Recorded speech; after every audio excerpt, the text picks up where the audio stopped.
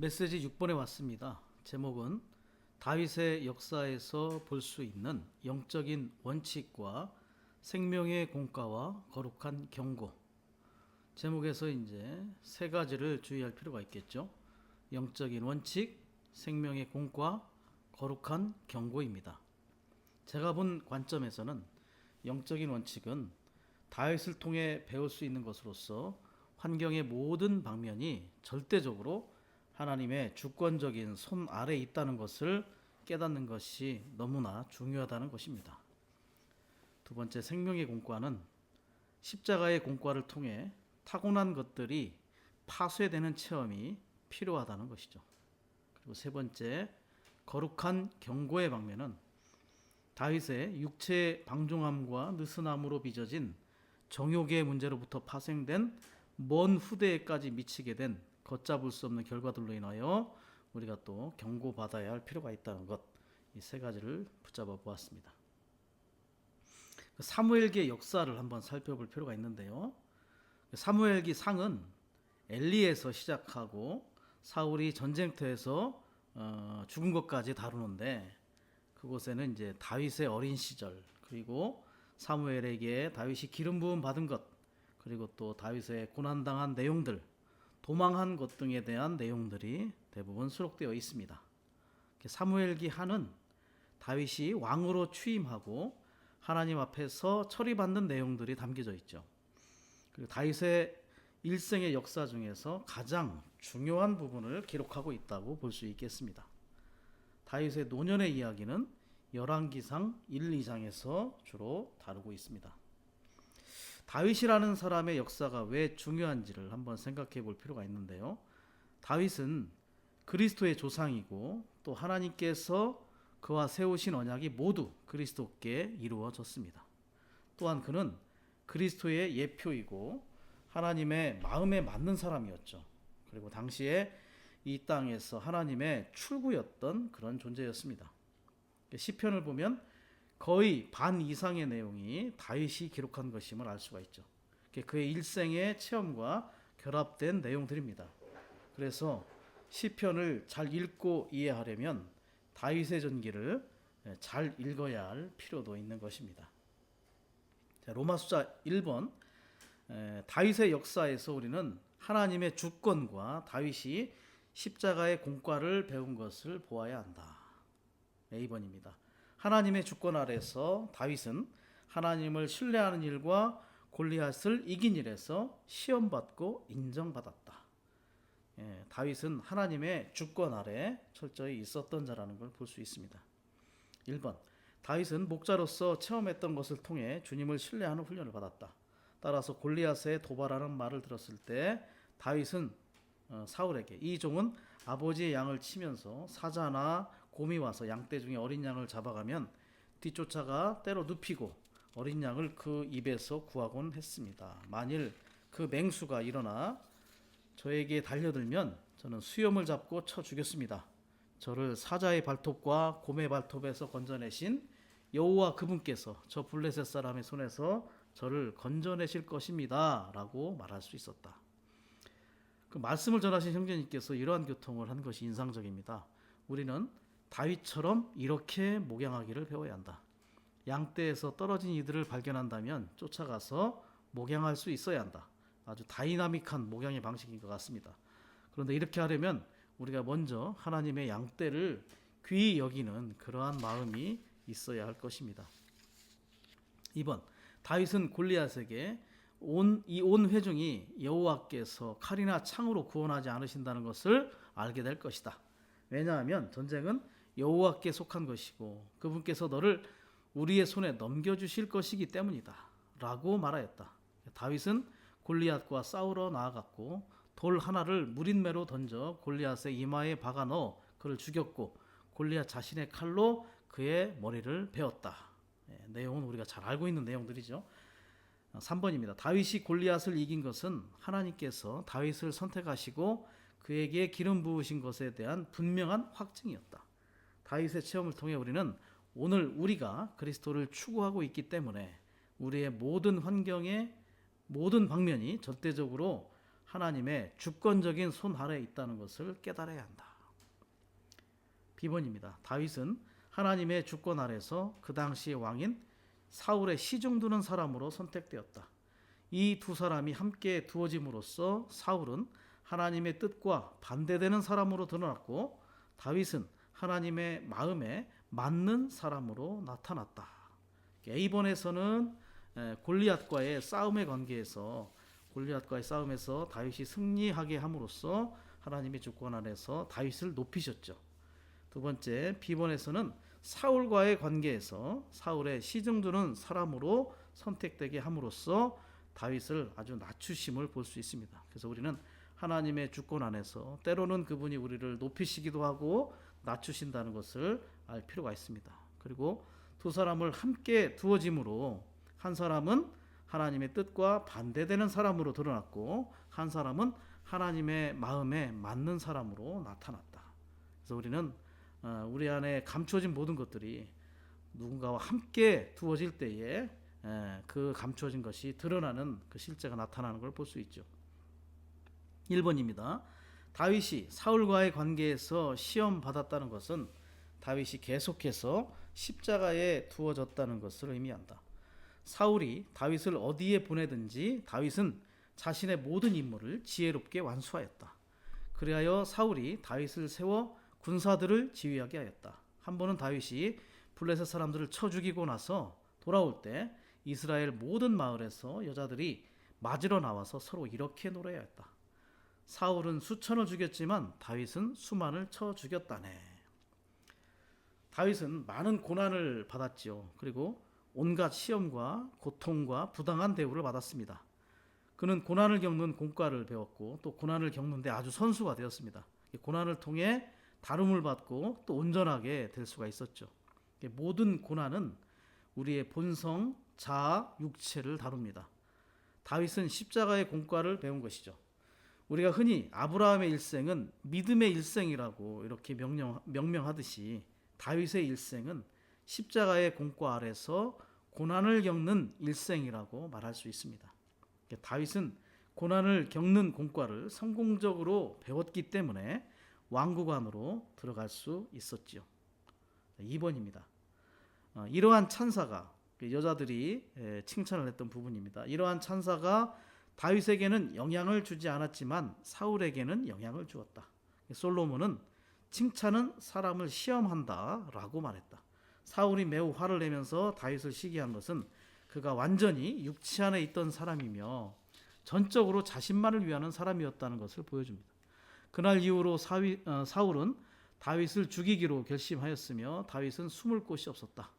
사울은 다윗을 시기하는 것에서 더 나아가 어떻게 자신의 명예에 손상을 주지 않은 채 그를 죽일지 음모를 꾸몄다. 이러한 상황에서 사실 이제 사울은 시기가 있었죠. 그리고 다윗을 죽일 결심을 이미 하였습니다. 사실 죽이지는 못했지만 신약의 원칙에서 볼 때 이러한 시기와 이러한 죽이기로 결심한 것은 동기 안에서 이미 살인한 것과 마찬가지라는 것을 우리는 볼 수 있습니다. 특별히 세상에서는 칭찬은 고래도 춤추게 한다고 권장하는 것이지만 교회 안에서는 칭찬이 사람을 시험할 수 있기 때문에 조심해야 한다고 가르치고 있죠. 위트니스리 형제님은 누군가를 부득이 칭찬해야 한다면 그 사람이 없는 곳에서 해야 한다고 말했습니다. 또 바로 위 상기교회의 B번의 1번과 같이 여자들이 사울과 다윗을 비교하여 노래한 것처럼 오늘날 교회 안에서도 자매님들이 비교적 형제님들보다는 조금 더 비교하거나 칭찬하는 경향이 강한 것은 어쩔 수 없는 만고광산의 불변의 현실인 것 같습니다. 누구는 공급이 넘치는데 누구는 또 공급이 또 그렇더라, 또 누구는 메시지가 너무 길더라 등등 이러한 말들이 우리 안에 있을 수 있죠. 그래서 우리는 칭찬과 비난, 특별히 칭찬을 할 때 주의할 필요가 있습니다. 그래서 그 사람이 있는 곳에서는 칭찬하지 않도록 주의할 필요가 있다는 것을 알 수 있기 원합니다. 또한 집회에서 자신이 교통하는데 아멘 소리가 거의 들리지 않고 다른 이가 교통할 때는 아멘 소리가 더 많다면 이것도 시험에 들 수 있는 것이죠. 그래서 교회 생활 곳곳에 시험거리가 아주 도사리고 있다는 것이 우리의 교회 생활의 현실인 것 같습니다. 3번입니다. 다윗은 사울이 자신을 죽이려고 시도했을 때 맞서 싸우지 않았으며 복수하려고도 하지 않았다. 그는 다만 몸을 피하였다. 복수하거나 맞서 싸우는 것은 육체에 속한 일이다. 육체에 속한 일을 일삼는 사람은 하나님의 왕국에 참여할 수 없다. 우리의 교회 생활의 사전에서 복수라는 단어는 존재하지 않죠. 보복하고 대받아치는 것은 육체에 속한 일입니다. 위험한 상황에서는 다만 피하고 도망치는 것이 가장 뛰어난 길이죠.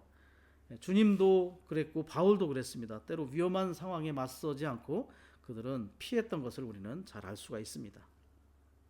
4번, 다윗은 마음에서부터 하나님의 권위를 인식한 사람이었습니다.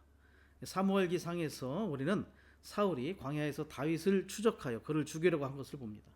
그러나 다윗은 사울을 죽일 기회가 있었지만 하나님을 경외하였고 하나님께서 정하신 신성한 질서를 감히 뒤집어 엎으려고 하지 않았다. 유다서 9절을 볼 때 미가엘 천사장이 모세의 시체에 관하여 마귀와 다투며 논쟁하는 장면이 나오죠. 그런데 그때 미가엘이 감히 마귀를 향하여 그를 거슬러 모욕하는 심판을 내리지 않고 다만 주님께서 그대를 꾸짖으실 것입니다 라고 말하죠. 이것은 하늘에 속한 주님의 통치 아래서 마귀 곧 사탄이 천사장 미가엘보다 서열상 더 높았다는 것을 가리킵니다. 하나님께서 미가엘보다 먼저 그를 세우셨고 이것이 주님이 정한 신성한 권위의 질서였기 때문에 미가엘은 스스로 심판하지 않고 주님께 맡긴 것입니다. 하나님께서는 우주 안에서 권위의 질서를 중요하게 여기시고 계심을 우리는 알 필요가 있습니다. 나중에 한 아말렉 청년 하나가 와서 사울을 죽였다고 다윗에게 고한 일이 있죠. 다윗은 그에게 이런 말을 합니다. 겁도 없이 하나님의 기름 부음 받은 분을 네가 죽였단 말이더냐? 라고 하면서 그를 이제 죽인 걸 볼 수 있죠. 그래서 우리는 하나님의 그러한 행정의 질서를 잘 알 필요가 있는 것입니다. 5번, 다윗이 사울을 반역하였다면 그는 이스라엘 백성에게 하나님께서 정하시고 임명하신 왕을 반역한 본보기가 되었을 것이다. 다윗의 태도는 자아를 부인하고 하나님의 권위에 복종하는 태도였다. 6번, 사울은 하나님께 불순종하여 하나님에 의해 거절당했지만 이것은 사울과 하나님 사이의 일이었다. 다윗에 관해 말하자면 그는 하나님께서 기름 부으신 사람에게 복종했으며 이것이 하나님 앞에서의 그의 책임이었다. 그렇죠. 그의 불순종과 불복종은 그와 하나님과의 관계였습니다. 다윗이 그것을 어떻게 심판할 권한이 없었던 거죠. 자, 이곳에 복종과 순종이라는 단어가 차례로 언급이 되죠. 복종이라는 말은 안에서부터 따르는 문제이고 순종은 외적으로 따르는 것을 의미합니다. 이 구절을 볼 때 다윗은 내적으로 안에서부터 하나님을 따른 자였음을 보여주는 항목이고 사울은 그 하나님에게 불순종한 자임을 우리가 알 수가 있는 거죠. 7번입니다. 어떤 사람들이 대가를 지불하여 십자가 아래 삶으로써 십자가의 파쇄를 체험하고자 하고 자신의 타고난 생명과 기질을 알고 처리하여 육체를 죽음에 넘기고 하나님 앞에서 자신을 부인하고자 한다면 그들은 분명 하나님의 권위를 인식할 것이며 하나님의 권위를 이끌어 올 수 있을 것이다. 이것이 기본 원칙이다. 5번 메시지에서 다루어졌던 부분을 한 번 더 다루어 보면 갈라디아서 라이프 스타디에도 이 부분을 말하고 있습니다. 먼저 우리의 옛사람이 그리스도와 함께 2000년 전에 십자가에 못 박혔죠. 이것은 이제 객관적인 진리의 방면입니다. 그리고 우리는 매일 육체에 속한 정과 욕심을 십자가에 우리 스스로 못 박아야 한다고 말하고 있습니다. 이것은 주관적인 진리에 해당하는 부분입니다. 그리고 더 나아가서 우리의 자아는 우리가 늘 십자가를 짐으로써 십자가에서 내려오지 않으므로 자아를 부인해야 한다고 말하고 있습니다. 그래서 하나님이 없는 인격인 옛사람은 이미 2000년 전에 그리스도와 함께 십자가에 못 박혔고 이것을 분명히 본다면 우리는 매일매일 육체를 십자가에 못 박는 일을 할 수 있습니다. 그리고 늘 십자가를 짐으로 우리의 자아는 부인되는 실제를 체험할 수 있게 되는 거죠. 자, 십자가에 대한 인식과 체험만이 이러한 옛사람 육체 자아로부터 구출받는 유일한 길입니다. 또한 아가서 2장을 볼 때 바위 틈에 있는 낭떠러지 은밀한 곳에 머물러 있는 비둘기를 언급하죠. 여기서 말하는 바위 틈은 신약의 관점에서 볼 때 십자가에 못 박히신 그리스도를 상징합니다.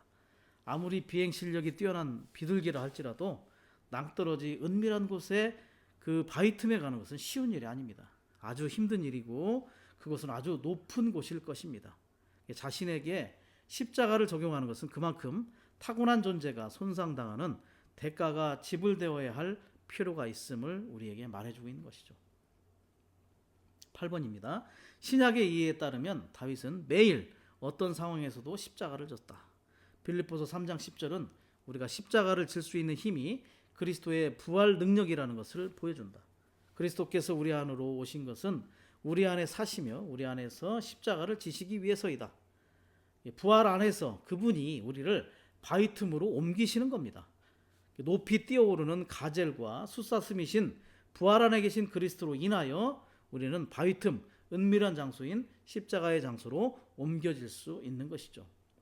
또 한 가지 참고할 예시는 출애굽기 30장에 관유를 구성하는 관유가 있죠.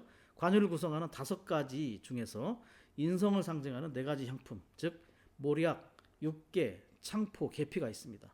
모략은 그리스도의 죽음, 육계는 죽음의 효능, 창포는 그리스도의 부활, 계피는 그리스도의 부활의 능력을 상징하죠. 그 중에 육계와 계피는 한 나무의 겉과 속입니다. 육계나무의 껍질을 우리는 계피라고 부르는 것이죠. 이것은 육계가 상징하는 죽음의 효능과 계피가 상징하는 부활의 능력의 체험은 한 나무의 겉과 속을 체험하는 것이고 연속적인 순환의 체험임을 말해주는 것입니다.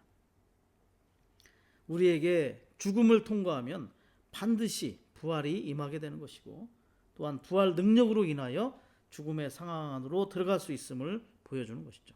죽음과 부활의 체험은 바로 한 인격이신 그리스도에 대한 연속적인 순환의 체험임을 우리는 알 수가 있는 것입니다. 9번입니다. 다윗은 십자가의 공과를 배우는 동안에 하나님께서 예비해 주신 요나단과 미가를 누렸다. 그들이 없었다면 다윗은 사울에게서 벗어날 길이 없었을 것이다. 다윗을 위해 하나님께서 예비해 주신 요나단과 미갈은 둘 다 다윗을 도망하도록 도운 자들이었습니다. 하나님께서는 이렇게 피할 길을 주심을 우리가 알 수가 있죠. 10번입니다. 하나님의 주권 아래서 다윗은 십자가의 공과를 배웠고 결국 그는 잃어버린 사람이 아니라 얻은 사람과 승리자, 고통받는 사람이 아니라 누리는 사람이 되었다. 사무엘이 이새의 아들에게 기름을 부으려고 할 때 이새는 7 아들은 희생제물을 드리는 잔치집 안에 남겨두었죠. 그러나 다윗은 양을 치게 했습니다. 이새에게는 막내 다윗이 있는지 없는지 중요하지 않았다는 것을 보여주는 것입니다. 다윗은 태어날 때부터 하찮게 여겨졌던 인물이었습니다.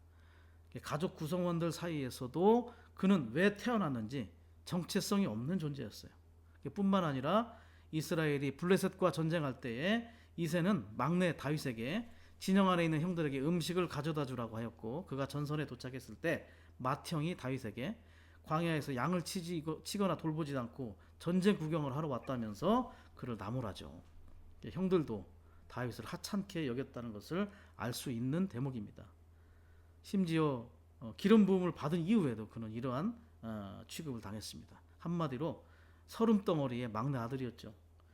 심지어 다윗은 많은 공과를 배운 후에도 하나님은 계속해서 그를 더 깊이 파쇄하셨습니다. 그가 거의 파쇄되었을 때 하나님은 그를 보좌에 오르게 하셔서 왕으로 삼으셨죠. 우리 속담에도 못난 나무가 고향 산을 지킨다는 말이 있듯이 별 볼 일 없고 하찮게 여겼던 사람이 후일에 중요한 인물이 된다는 경우에서 이런 유래가 있었던 것 같습니다. 어쨌든 아무도 알아주지 않던 다윗이 후일에 이스라엘의 왕이 되었습니다. 하나님의 선택은 사람의 방식과 많이 다를 수 있습니다. 교회 안에서 우리가 자신이 드러나지 않는 것에 대해서 결코 실망하거나 납담할 필요가 전혀 없는 것이죠. 11번 다윗의 삶은 파쇄되는 삶이었다. 겉사람을 파쇄하는 것은 우리의 타고난 기질 곧 우리의 자아를 파쇄하는 것이다. 성령의 징계의 목표는 우리를 파쇄된 사람이 되게 하는 것이다. 하나님은 우리를 완전히 아무것도 할 수 없고 속수무책인 상황에 두시는데, 이것은 그분 자신과 그분의 측량할 수 없는 모든 풍성을 우리 안으로 일해 넣으실 자유로운 길을 얻으시기 위해서이다. 그 파쇄라는 말의 의미는 우리의 타고난 존재에 속한 것을 제거하고 본래의 우리의 모양과 상태를 바꾸는 것을 가리킵니다. 하나님의 손에 유용한 사람은 모두 하나님의 파쇄를 통과한 사람이죠. 모든 영적인 일은 반드시 죽음과 부활을 거쳐야 합니다. 죽음과 부활을 거치지 않은 것은 무엇이든 다듬어지지 않고 거칠죠. 철광석은 반드시 불에 달구어 두드려야 연철이나 강철이 될 수 있습니다. 그런 것처럼 파쇄되지 않은 사람은 결코 신뢰할 수 있는 사람이 아니라는 것입니다. 하나님에 의해 파쇄되지 않은 사람은 하나님의 일에서 그분의 신뢰를 받을 수 없습니다. 파쇄되지 않은 사람은 결코 하나님의 뜻대로 행할 수 없다는 것입니다. 하나님 앞에 참되게 행하는 사람은 하나님에 의해 파쇄된 사람일 것입니다. 그래서 우리가 하나님과 협력하려면 반드시 하나님에 의해 파쇄되어야 하고, 또한 영적인 가치를 지닌 사람이 되려면 파쇄되어야 하고, 하나님께 신뢰를 받으려면, 하나님의 뜻대로 행하려면 파쇄된 사람이 되어야 하는 것입니다. 파쇄된 사람만이 어디에 있든지 주님께 유용한 사람이 될 수 있습니다. 다윗은 일생 동안 하나님께 압력을 받았죠. 이로써 그는 하나님의 마음에 맞는 사람이 될 수 있었습니다. 이것은 마치 우리가 어떤 집을 허물소록 우리의 마음에 더욱 맞게 그 집을 고쳐서 사용할 수 있는 것과 같습니다. 다윗은 하나님에 의해 파쇄되었기 때문에 하나님의 마음에 맞는 사람이 된 것입니다. 다윗의 생명은 바로 파쇄된 생명을 상징하죠. 하나님의 손은 첫날부터 마지막 날까지 다윗을 느슨하게 대한 적이 없습니다. 하나님은 다윗이 태어날 때부터 끊임없이 다윗을 허무는 일을 하신 것을 볼 수가 있습니다. 하나님의 손에서 참된 유용성은 우리의 능력이나 유창함에 있지 않고 얼마나 하나님에 의해 파쇄되고 허물어졌는지에 달려 있다는 것을 우리는 알 필요가 있습니다. 심지어 다윗이 자신의 아들 압살롬의 반역으로 인해서 도망치고 있을 때 시므이가 아주 거칠고 무례한 말로 다윗을 저주하죠. 다윗의 장군들이 그것을 참지 못하고 시므이를 죽이려고 했지만 다윗은 이렇게 말합니다. 만일 여호와께서 그에게 다윗을 저주하라고 하신 것이면 그가 저주한들 누가 그대는 왜 이렇게 하였소? 라고 말할 수 있겠소.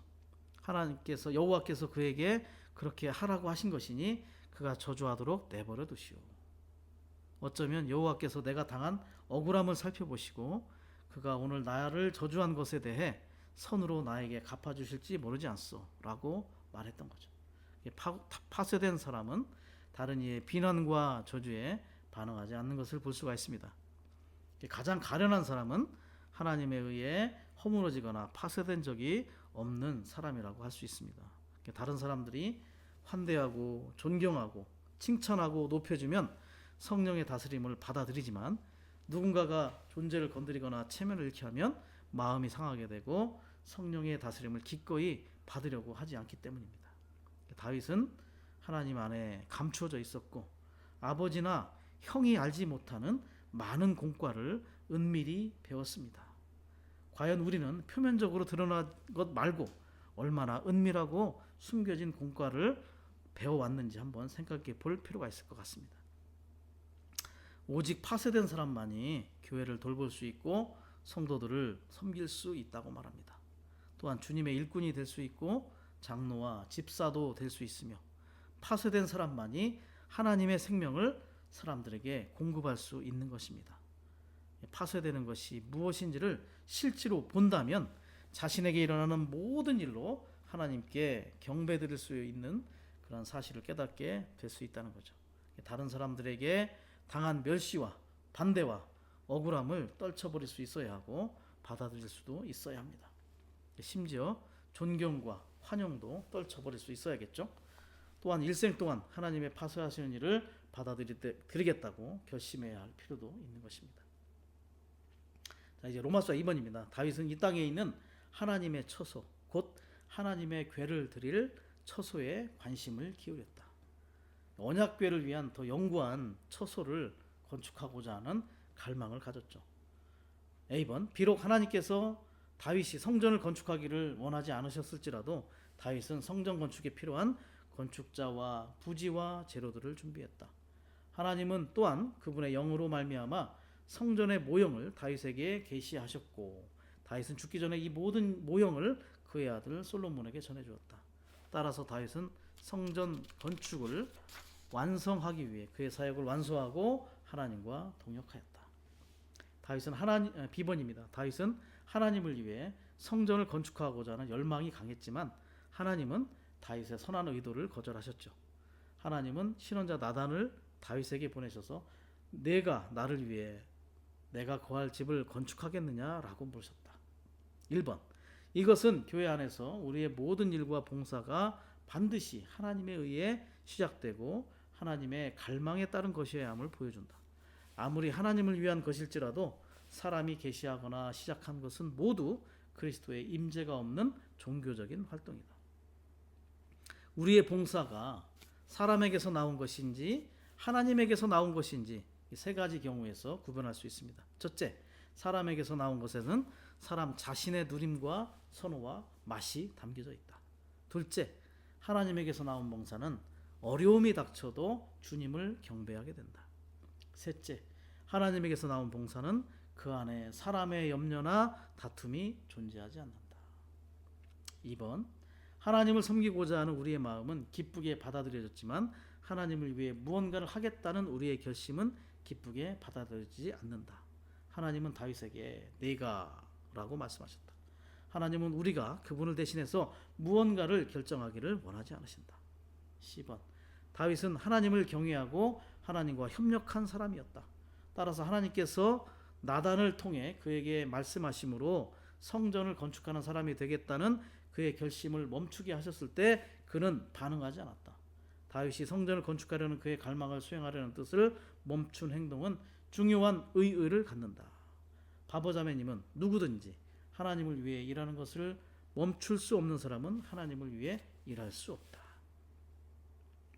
창세기 라이프 스터디 119번 메시지의 내용 중 이런 내용이 있습니다. 이 부분은 요셉이 공과를 배운 내용이 수록되어 있는데요. 이런 내용이 있습니다. 십자가를 지는 것은 당신에게 할 힘이 있는 그 일을 하지 않는다는 뜻이다. 자신의 갈망을 이루기 위해 필요한 모든 것을 할 자격과 힘이 있지만 그렇게 하지 않는 것이다. 이런 사람이 가장 강한 사람이다. 가장 강한 사람은 어떤 일을 할 수 있는 사람이 아니라 할 힘이 있는 어떤 일을 안 할 수 있는 사람이다. 이렇게 자아를 부인하는 것은 하나님의 왕국으로 인도되고 왕국 생활을 깨닫는 유일한 길이다. 아멘. 멈출 수 있는 그러한 사람이 필요하다는 거죠. D번, 다윗이 멈춘 것은 이 우주에서 다음과 같은 이중 증거를 세웠다. 첫째로 이 우주에서 모든 일은 사람이 아니라 하나님에게서 나와야 한다. 둘째로 중요한 것은 오직 사람이 하나님을 위해 무엇을 하느냐가 아니라 하나님께서 사람을 위해 무엇을 하시느냐이다. 2번, 우리는 하나님께서 원하시는 것이 다만 우리의 협력임을 깊은 속에서 배워야 한다. 하나님께는 우리가 그분을 위해 무언가를 하는 것을 필요하지 않으시다. 우리는 반드시 우리의 모든 의견과 결정과 구상을 멈추어야 한다. 우리는 하나님께서 말씀하시게 하고 하나님께서 관여하시게 하며 하나님께서 명령하시게 해야 한다. 우리는 하나님을 위하여 사는 자들이 되려고 하지 말고 하나님을 향하여 사는 자들이 되어야 합니다. 로마서 3번입니다. 경고의 부분이죠. 하나님께서 다윗을 심판하심으로 벌 주신 사건은 오늘날 우리에게 경고를 주기 위하여 기록된 것이다. 하나님은 자애로우시고 긍휼이 많으신 하나님일 뿐만 아니라 의로우시고 두려우신 분이시다. 한 면에서 하나님은 다윗을 용서하셨지만 다른 한 면에서 하나님은 그분의 통치적인 의에 따라 다윗을 징계하시고 징벌하셨다. 다윗은 모든 면에서 완벽했죠. 그러나 육체의 정욕에 빠지는 문제에서는 약했습니다. 육체의 정욕은 야생마와 같다고 합니다. 이 정욕을 복종시키기 위해서는 고삐를 단단히 붙잡아야 한다고 사역의 말씀에서는 권면을 하고 있죠. 이렇게 말하기도 합니다. 그가 정욕에 빠진 것, 다윗이 정욕에 빠진 것은 다이아몬드 안에 있는 검은 이물질과 같은 것이다. 이물질이 있을 때 어떻습니까? 보기에도 좋지 않을 뿐만 아니라 다이아몬드의 가치가 아주 현저히 떨어지게 되는 것이죠. A번, 이스라엘의 원수들이 모두 굴복되고 다윗이 이스라엘의 왕으로서 높아졌을 때 평화로운 상황 가운데 있던 다윗은 엄청난 죄, 곧 간음과 살인의 죄를 지었다. 이것은 우리가 평화로운 상황에서 언제든지 방심하고 있을 때 유혹을 받아 육체에 빠지기가 쉽다는 것을 보여준다. 다윗의 죄는 B번, 다윗의 죄는 눈의 욕망과 육체의 욕망에 빠진 결과였다. 다윗은 왕권이라는 자신의 권세를 남용하여 겁탈을 하면서까지 고의로 간음을 저질렀다.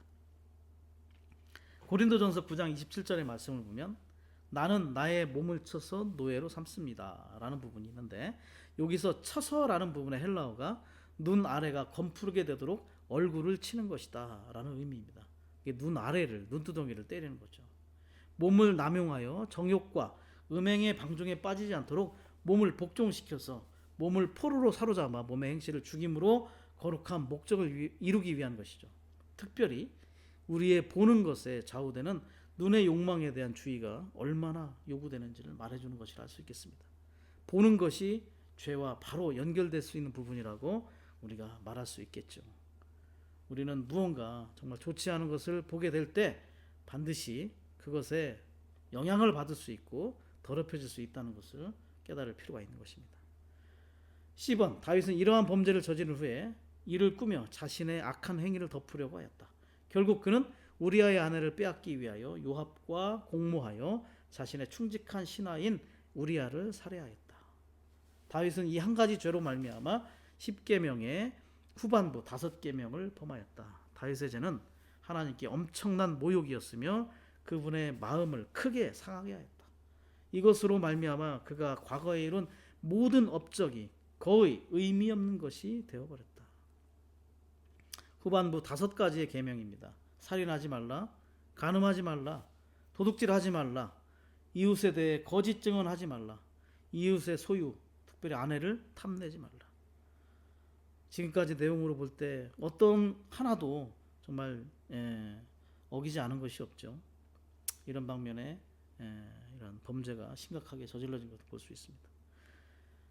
그리고 하나님의 마음을 상하게 했다는 것이 너무나 크게 와닿는 부분입니다. 계속해서 메시지들이 하나님을 향해서, 여호와를 향해 네거티브한 상황이 연출되고 있는데요. 3번 메시지에서 볼 때는 하나님의 행정에 있어서 가난하게 되시도록 만드는 그분의 백성들이었죠.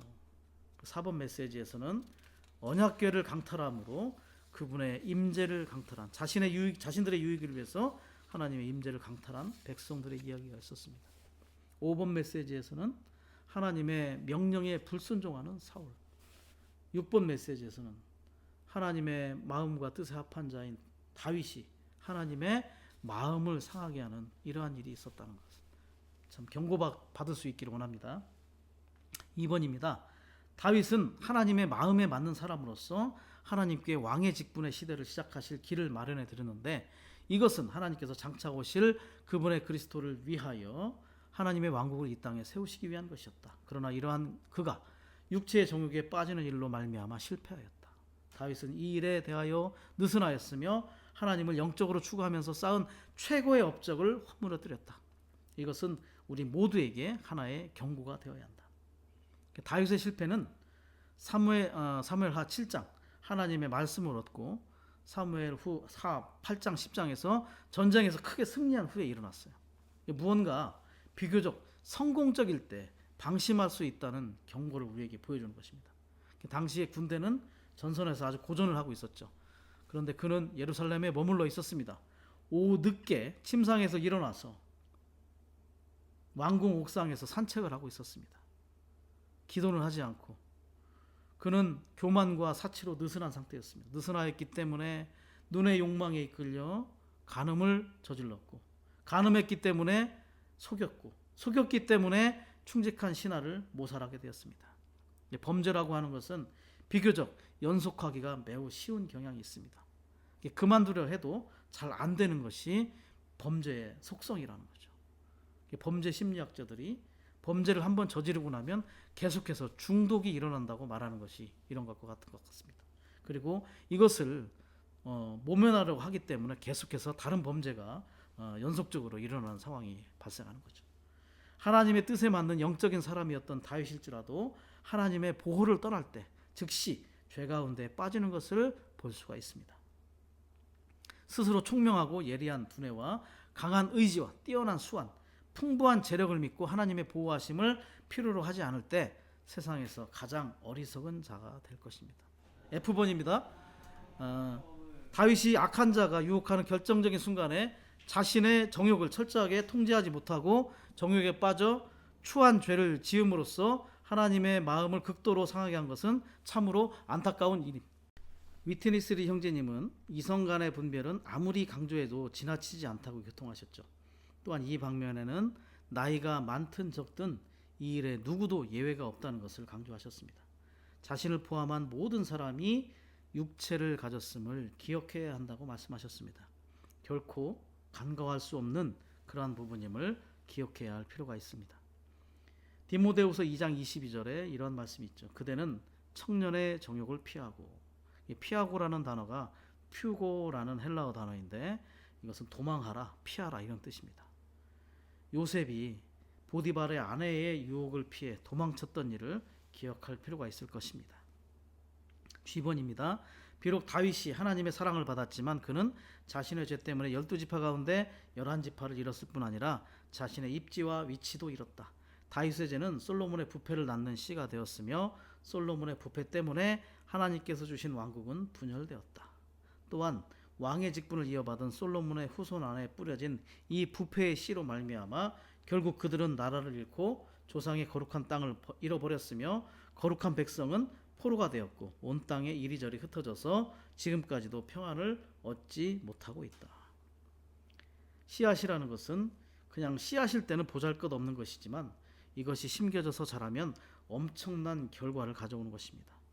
작은 불씨가 큰 산을 태울 수 있듯이 소홀하기 쉬운 작은 것들을 주의하고 경계하기를 배워야 합니다. 우리는 부패의 씨, 범죄의 씨와 같은 소극적인 씨가 아닌 적극적인 방면에 생명의 씨앗을 뿌리고 그 씨가 자라서 번성하고 확대되는 일을 해야 할 것입니다. 이러한 다윗의 느슨하고 육체의 방종에 속한 범죄로 인하여 그의 후손들까지 이러한 영향을 받았다는 것은 우리에게 커다란 경고가 될 필요가 있습니다. 그들은 여러 번에 걸친 디아스포라로 그 땅에서 잃어버린 바 된 그런 상황들이 많았죠. 사실은 그러한 평안한 상태가 정말 최근까지도 없었던 것을 우리는 경고로서 받을 수 있기를 원합니다. H번입니다. 우리는 다윗의 역사를 통해 하나님의 통치적인 손 아래 떨어지는 것이 엄중한 문제임을 볼 수 있다. 다윗은 하나님과의 교통을 매우 빨리 회복했지만 하나님의 징계는 심지어 그의 죽음 이후에도 이어졌다. 시편 51편의 I번입니다. 계시되어 있듯이 다윗이 자신의 죄들을 자백함으로 다윗과 하나님 사이의 교통은 회복되었지만 그는 하나님의 통치적인 손 아래 두어졌다. 다윗의 실패 이후에 그의 집안에는 근친상간, 살인, 반역 등과 같은 많은 악한 일이 발생하였다. J번 다윗의 죄가 몹시 악하였기 때문에 하나님은 그에게 매우 무거운 벌을 내리셨다. 다윗의 집안에서 발생한 전례 없는 악한 일의 근원은 다윗이 육체의 정욕에 빠진 것이었다. 이것은 하나님을 사랑하는 이들에 대한 그분의 징벌과 통치적인 다루심이 심지어 그들의 자녀에게도 영향을 준다는 것을 보여준다. K번 이것은 우리가 그리스도와 관계를 맺을 때 엄중한 경종과 경고가 되어야 한다. 우리가 어떠한 사람이고 무엇을 갈망하며 무엇을 하고자 하고 어떻게 행동하는지는 우리의 누림을 위해 우리가 그리스도 안에 머물며 그분의 측량할 수 없는 모든 풍성에 참여하는 것과 매우 깊은 관계가 있다. 만일 우리가 이 항목들 중 어느 것 하나에서도 하나님께 올바르지 않다면 우리는 우리의 누림이신 그리스도를 잃어버리는 손실을 당할 것이다. L번입니다. 우리의 거처이시자 우리의 모든 것을 포함한 좋은 땅이시자 우리가 누리기 위해 필요한 모든 것이신 모든 것을 포함하신 그리스도는 만일 우리가 그분과 합당한 관계를 유지하지 않으면 우리를 그분 밖으로 토해내시고 더 이상 우리가 그분을 누리는 것을 허락하지 않으실 것이다. 참고 구절 중에 계시록 3장 16절이 있는데요. 이것은 교회사에서 회복되었던 빌라델피아에서 다시 하락된 라오디가 교회의 상태를 말하는 것입니다. 그들은 미지근하였죠. 뜨겁지도 차지도 않은 상태가 되었습니다. 교회사에서 그들은 하락한 형제였습니다. 그들에게는 너무나 많은 교리의 덫이 있었습니다. 그들 스스로는 부유하다고 착각하고 있었죠. 그러나 그들은 비참하고 가련하고 눈멀고 벌거벗은 그러한 상태였습니다. 마치 에스겔서 47장 11절에 나오는 늪과 습지와 같은 상태였죠. 생명의 강의 흐름이 미치지 못하는 곳, 치료받지 못하고 소금 땅이 된, 쓸모없는 땅이 된 그러한 상태였습니다. 타협과 미지근함이 가득한 그러한 상황. 우리가 하나님과의 관계가 어떠해야 되는지 우리는 다시 한번 살펴볼 필요가 있는 거죠. 그들은 정말 많은 그런 진리를 해방해왔지만 후반부에 가서는 너무나 많은 교리의 덫에 빠져버리고 말았습니다.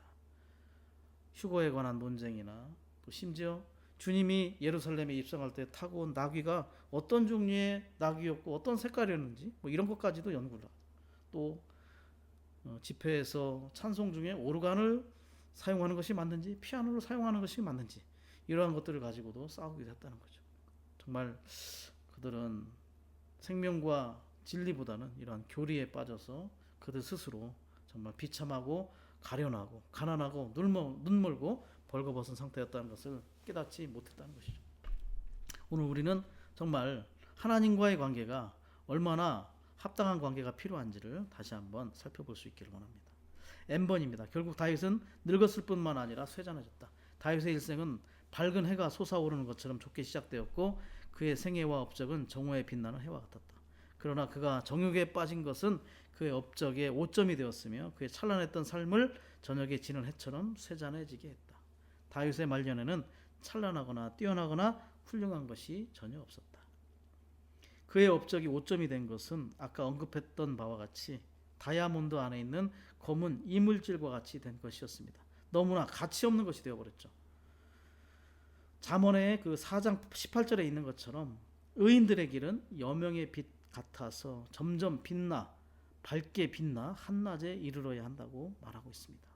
우리는 시간이 지날수록 어두워지지 말고 점점 밝아질 필요가 있습니다. N번입니다. 그리스도인의 삶은 하나님의 통치를 배우는 삶이다. 우리는 뿌린 대로 거둔다. 이 N번에 나오는 1, 2, 3번을 합하여 많은 단어들이 나오죠. 사실은 이 단어들을 볼 때 우리는 정말 우리가 어떠한 상황에 있어야 하는지를 알 필요가 있습니다.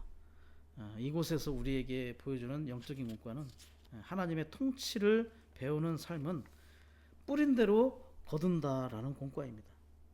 우리가 인색함, 다른 이들을 대할 때 인색함, 엄격함, 비난, 유죄 판결, 부주의하게 평가하는 것들과 같이 다른 이들에게 이러한 씨를 뿌린다면 우리 자신에 대한 심판이나 또 스스로 비참한 상태로 떨어지는 그러한 상황에 이르게 된다는 거죠. 그러나 관대함과 용서함을 포함하는 축복의 씨앗을 뿌림으로 다른 사람들을 축복한다면 그 복을 우리 자신도 상속받게 된다는 것을 말하는 것입니다. 뿌린 대로 거둔다라는 그러한 공과를 반드시 배울 수 있기 원합니다. 특별히 축복이라는 말은 성숙함과 관련이 많습니다. 창세기에 아브라함, 이삭, 야곱의 일생은 한 사람의 영적인 노정과 비교하기도 합니다. 시작 부분에 나오는 아브라함은 누구를 축복했다는 말이 없습니다. 이삭은 축복을 하긴 했지만 눈이 어두워서 자기가 축복한 아들이 에서인지 야곱인지도 구별을 하지 못했죠. 정상적이지 못한 축복이었습니다.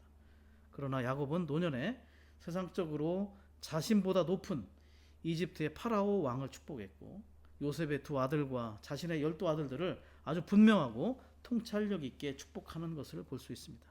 그의 성숙이 다른 이들을 축복할 수 있는 위치로 이끌어진 것을 알 수가 있죠. 우리도 우리의 생명이 더 자라고 성숙됨으로 다른 이들을 관대하게 용서하는 마음으로 축복할 수 있는 자들이 될 수 있기를 원합니다. 교회 안에서 이러한 긍정적인 씨앗을 뿌림으로 긍정적인 결과와 영광이 충만하기를 주님 앞에 기대합니다.